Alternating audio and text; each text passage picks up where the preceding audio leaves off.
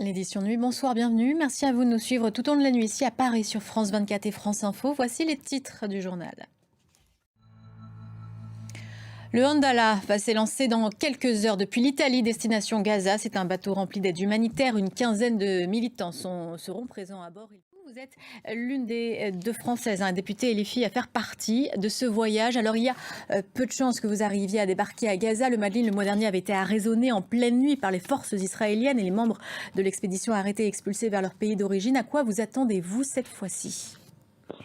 Eh bien, il y a plusieurs scénarios possibles, mais Eh bien, merci beaucoup, Gabriel merci Catala, beaucoup. pour ces informations. Dans l'enclave de Gaza, justement, 39 Palestiniens tués et plus de 100 blessés selon la défense civile qui annonce que les tirs israéliens ont lieu près de centres d'aide humanitaire de la fondation GFH dans la ville de Nuseirat. Image commentée par Marc Pope.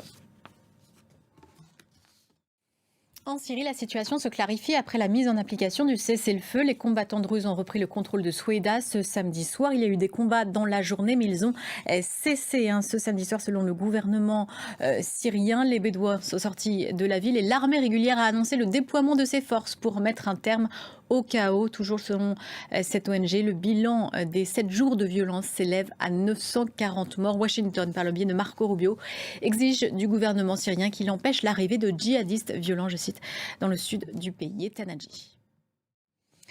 Guerre en Ukraine, Odessa fortement touchée la nuit dernière par une attaque de drones qui a fait un mort et 6 blessés. Mais ce sont 30 missiles et 300 drones qui ont visé 10 régions ukrainiennes. En Californie, une voiture a foncé dans la foule à Los Angeles pour des raisons encore inconnues. Cela s'est passé devant une boîte de nuit. Il y a au moins 30 blessés.